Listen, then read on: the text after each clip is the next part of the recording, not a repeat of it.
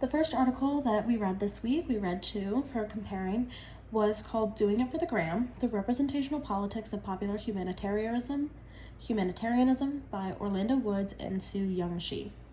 So this article talked a lot about photography and visual argumentation, which we have talked about before. A good example of this I can think of is when we learned about the civil rights movement and we saw those images of the black men being shot with the fire hose, and how those images, even without the context of photos or a video, any sort of further explanation, those images made an argument in themselves. So now, for the first time in human history, we have the idea of visual argumentation through the internet. This was a dense article for me to read, but I did pick out the idea of misrepresentation of self and others. So it was mentioned briefly how Instagram makes you look and feel like a different person, you and others, it mentioned.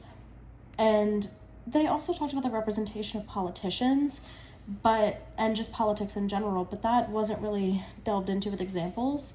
The first thing I thought of was President Trump and Twitter, and how he was very briefly banned from Twitter because of hate speech, but it was considered censorship because of his agency as the president, so he was able to have his account back. But where do we draw the line?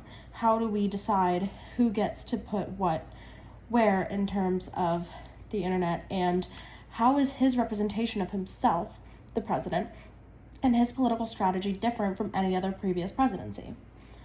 That was one of my fishbowl questions, and I think that that's going to be a really interesting one to hear other people's answers on, because it is very different the way he's able to represent himself. And now moving forward, he's the biggest example because he is the most prominent political figure. But this is happening all throughout politics in every country of the world, not just in the United States. Another example of President Trump that I think would get brought up when I have this conversation, because it's so relevant, was the AI image that he posted a couple of days ago where he depicted himself to look like Jesus healing someone, and that sparked a lot of outrage on the internet, and that was an interesting thing that I think we could talk about, because that is an example of visual argumentation, and that gets into the AI conversation where now, more than ever, arguments are able to be made through images that are not real, which is new, even in terms of the internet, which is new in itself. So the second article that we read was called Okay Boomer, Time to Meet the Zoomers, Studying the Verification and Intergenerational Politics on TikTok. And this was by Zeng and Crystal Abadan. So intergenerational politics were defined in this as the tendency of people from a particular cohort to form shared political consciousness and behaviors, and their corresponding tendencies to clash with the political attitudes of other cohort groups. So this basically just means that people from different generations have different opinions, and someone will tend to agree with people from their own generation before they look into the ideas of another generation, because of the social differences in the ways that they live their lives.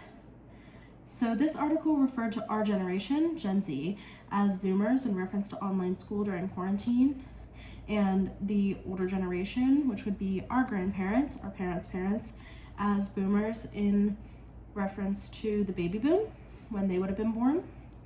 So these names came to be, the Boomer name came first. It was from Gen Z calling Boomers that as a way to retaliate against the negativity the older generation was pushing at the younger generation.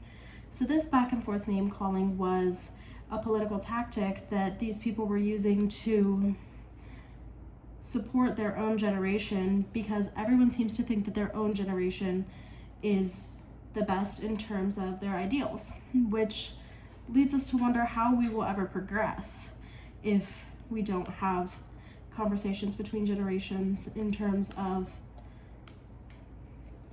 just new ideas in general. And it goes both ways, not just the older people learning from the younger, but there's a lot to be learned from older people, or the Boomers in this example. So this article I didn't get a ton from. I really got a lot from the Woods and She article, and I'm excited to be able to talk about that.